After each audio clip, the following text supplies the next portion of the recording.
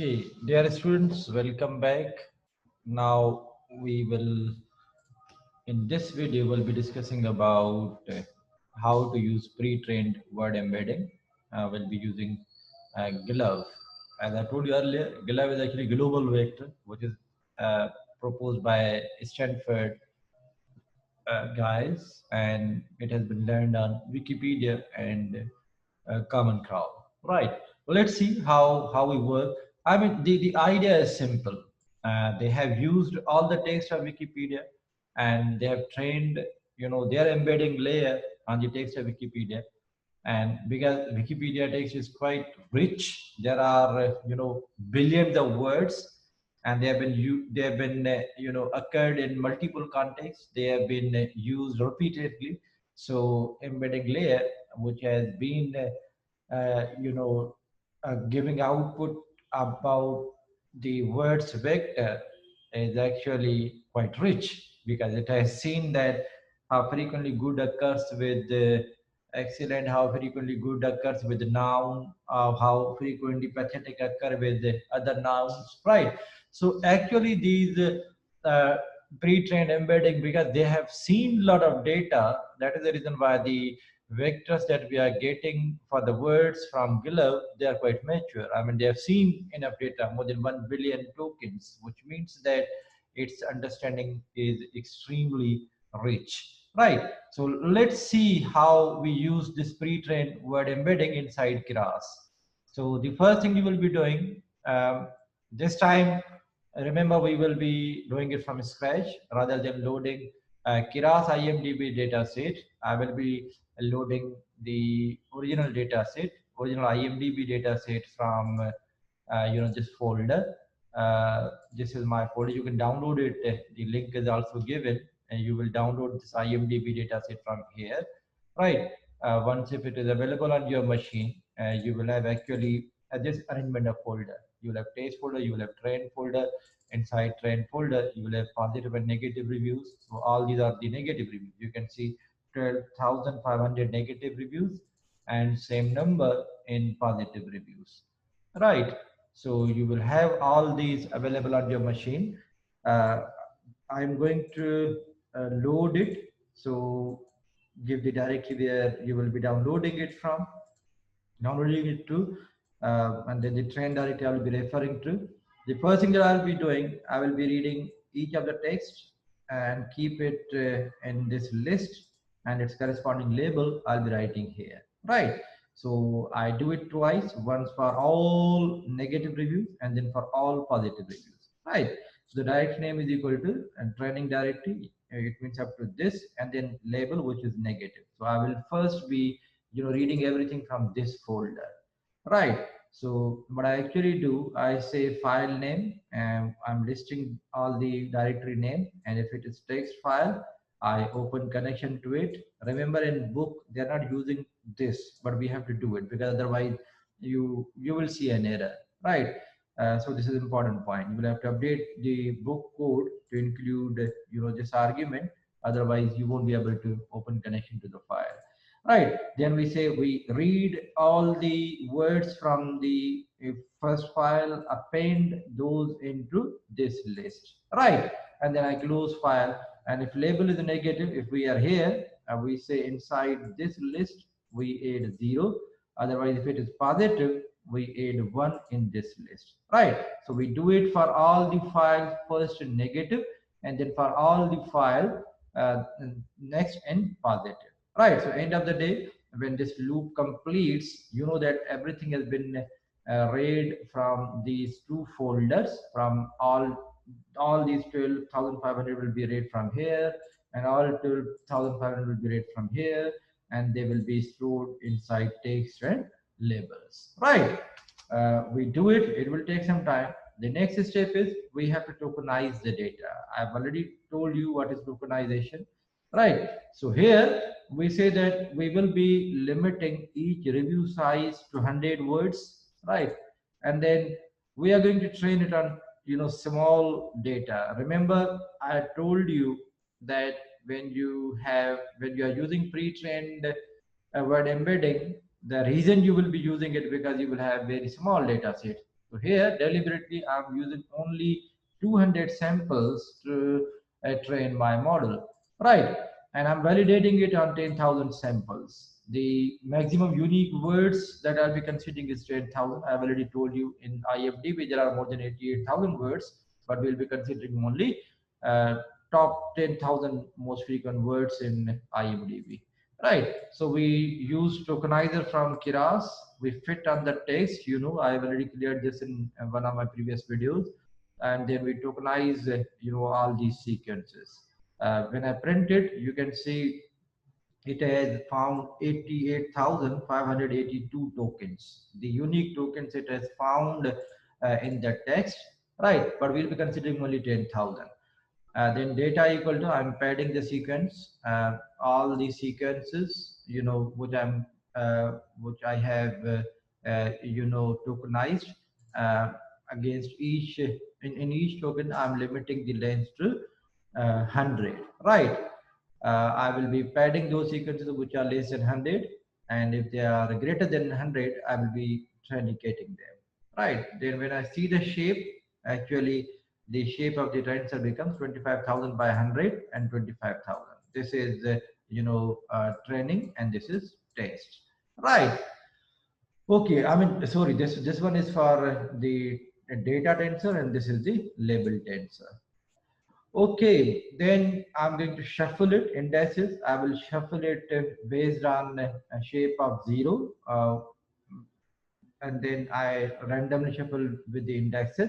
So data is equal to data after randomizing, I get this, and labels equal to this. The reason I'm doing it because it is always a good idea to shuffle your data so that you are not always using same instances for training and same instances for testing. So I say X train is equal to, from 0 to training samples, only 200 I'm taking for training, right? And their corresponding Y labels I'm taking from labels tensor, and validation I say from training sample. It means that from 200 to 10,000, right? So training samples and plus validation samples. So I'm actually saying from 200 to 10,200, right? So first 200 samples have been used for training, and from 200 to 10,200, these samples we are using for validation. Same I do for the labels, right? Our data has been tokenized. No, it is still being done. You can see this star shows that it's still it's processing. We wait for it. The next is, once if you have tokenized your data, once if you have seen your data, once if you have tokenized it, the next step is to, you want to read the embedding vector for your tokens from GloVe, because GloVe have already read, GloVe have already learned, tokens for your words. So you say that give me, vector for this token. So you will be sending one token at a time. It will be giving you corresponding vector, and that vector it has learned on Wikipedia text. It means that we can trust that its learning will be quite rich, right? So here you will have to download GloVe. This, it is available here. You will download it from here, and when it is available on your machine, it will create a directory, and that directory will look like this: data set GloVe. It will have a dimension.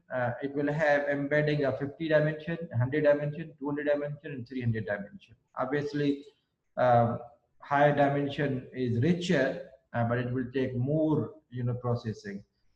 So here we'll be using only 100 dimension, right? Again, you need to write this. It is not already written in book code, because if you do not write it, then you won't be able to read Unicode text. So you need to write it, right? So we say that we are opening this file, and this file is actually a kind of table, and in that table there are words in one column, and their corresponding vectors are in second column. Obviously, when you open it, you won't be able to read it. It is quite a lengthy file. It will take some time opening, but even when it opens, uh, it is not very human readable. So let it be open. In the meantime, we understand the code. So here, after opening, I say for line in if, I actually refer one line at a time. I say value equal to line dot split, uh, and then as I told you earlier, it actually has a kind of table structure where word is on zero location and its corresponding vector, which we call coefficient, is on the next location, right? And remember, these words are 100 dimension. So it is not just one value, these are actually 100 values, right? So we say that word is on zero location and its corresponding vector is from first till 100th location, right? So that is its vector. So we say that embedding index, this one, which is actually a dictionary for word equal to coefficient. So we actually maintain a dictionary, and that dictionary, the key is the word and value is its corresponding vector, right? And then I close this connection. If you see the total number of words which we have inside GloVe 100 dimension are 400,000 words, 4 lakh words, right? Here I give you one example. If I want to see what is the embedding dimension for good, you can see this is the 100 dimension vector for the word good.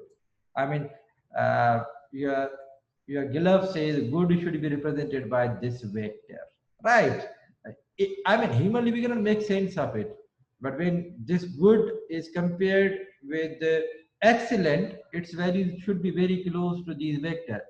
But if it will be compared with the embedding for worst, its value will be very away from these values which we have for vector and good. You need to understand. You need to make sense of all these things. So the numbers which we have inside this vector for good will be very close to excellent because both of them are positive, but they will be very far when the words are opposite to each other. So if the word is good here, and if you see the embedding for worst, it will be certainly very far from this positive embedding. Right. Okay, so it has been read. The next I tokenize. Right. Yeah, it is taking time. Once if it has been done, next we will do this task. Right. Uh, this I've already shown you. The next step is, now see what we are doing. When we have maintained this dictionary, this dictionary is actually all the words and their corresponding vectors. When this we have loaded from GitHub, the next step is I'm going to create embedding matrix. In this matrix, I will actually be storing all the words in my world, in my world of IMDb, because presently the index which we have got from GitHub, it has got 400,000 words, but we just need 10,000 words, 10,000 unique words. So we will be querying, we will be kind of getting only our words from this embedding index, right? See how we do it. So I say embedding matrix is equal to numpy.0 maximum words 10,000 and embedding dimension 100. So here we will have an embedding matrix, and this matrix actually have got 10,000 rows, right? And each row is 100 column. Why 100? You know that we are using 1100. So each of the word is being represented by these 100 values. That is the reason why I say 100 here.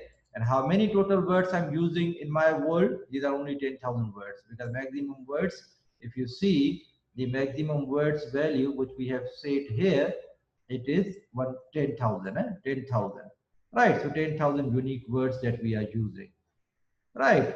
Okay, now I say for word and I in word index, embedding vector equal to embedding index dot get word. So we say that we are going to this word. What is word index? Word index is actually our tokenized words. Word indexes are actually the tokenized word. So we say we are going to get all the 10,000 words from our word index, the tokenized values for from our IMDb.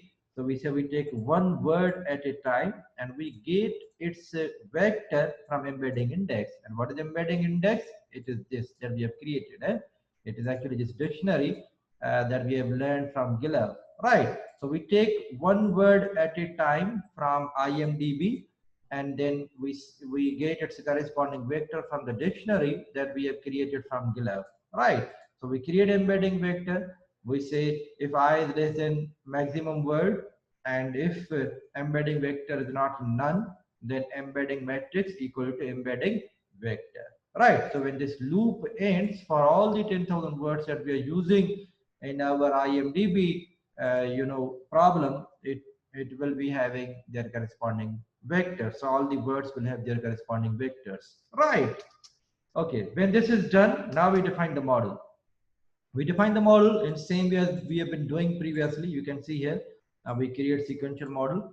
We add embedding layer. The maximum words are, I think 20 that we are using. No, they might 10,000 unique words by 100 dimension, and the input that we are giving to it is actually 20, right? So this is a kind of output that we are giving, and this is the input that we will be giving, right? We flatten it once we learn 32, another dense layer I'm adding, and one output, why. We see the summary. I mean, up to this point, you might argue, come on, we are doing nothing. I mean, it is same as we are adding embedding layer, and we are learning, embedding from the data. The same that we did in the previous video. Here is the difference. See, wow. We say that model dot layer dot zero dot set to weight, and where the weights are coming from? Embedding matrix. And what is the embedding matrix? It is this, which we have created. Huh? All the words that we have in our IMDb data set, the 10,000 unique words, each word we took, for that word we learned embedding from GloVe, right? So we created, this matrix, and now this first layer, its weights are actually the matrix that we have learned. So you can see here, we say we are setting the weights of first layer, and it is this. Now, once if the weights are set, we say do not learn, do not train, because if you do not make it false, then the weights that you have got from GloVe will actually be updated, and we do not want that to happen. We say these weights have already been learned. We have taken it from GloVe, which is trained on Wikipedia. So we say that first layer is not trainable. When I say it is not trainable, it means that do not update its weights. The weight for the word good that we have learned from GloVe, we want to maintain it, because we know that the weights that GloVe has learned, it's some quite huge data from Wikipedia. We do not want to lose those weights. That is the reason why we say the layer 1 is not trainable. Right. Now we train it. We now okay, there might be, we haven't done this. Huh? Okay, now we train and evaluate. You can see when I train the model, uh, it it it gets accuracy. I am going to plot it. You can see model is overfitting, right? Uh, Now, I mean, when you see the accuracy, that accuracy is not as good as in our previous experiment. You might argue that, come on, Dr. Sher. I mean, here you get only 50% accuracy. The highest is 52, and model is overfitting. But when you see the embedding that we learned from the data, it was giving us better accuracy. I mean, the reason is simple. We are not giving, same opportunity to pre-trained. If you see that we are training pre-trained on only 200 samples, right? And we are also limiting the review size to 100. So probably that's the reason why accuracy is lesser. How about if we do, learning embedding from the embedding layer on same setting? Huh? Let's repeat this experiment, because we understand that when we do this, the accuracy is around 50%, right? Let us see how much is accuracy when we do not learn embedding from GloVe on same setting. Huh? So let's see it. Let's check. Let's check it. Let's check it. Again, model is overfitting. Again, certainly model is overfitting. Right. So here again the accuracy is in low 50s. Huh? It is again in low 50s. But if you can see here, then we can taste the model. You can also taste the model. You can also, I mean, this is we are doing for testing. Huh? So we actually load all the taste data, and then we load the model which we have saved, and then we evaluate on taste data. The accuracy here is 57%, right? uh, so here you can see with 200 reviews, when I'm learning on pre-trained GloVe, I get an accuracy around 50%. And when I do it without GloVe, I get an accuracy of around 52% or 53%, right? But believe me, this is not the right conclusion. This is not the right assumption. uh, you can increase the amount of data, and then you will see that pre-trained on the small data sets will be performing better, right? What I want you guys to do, I want you to repeat these experiments. I'm uploading this on our class website, on our class LMS. I want you to repeat these experiments before tomorrow. Embedding layer without pre-train, you need to try increasing maximum feature. What is the impact? Increase review length size to 500. See what is the impact? Huh? And then in pre-train, increase review word size, increase training size to 10,000, increase maximum word size. I mean, perform all these experiments. You will understand that on small data sets, pre-trained performs better than learning embedding from our own data.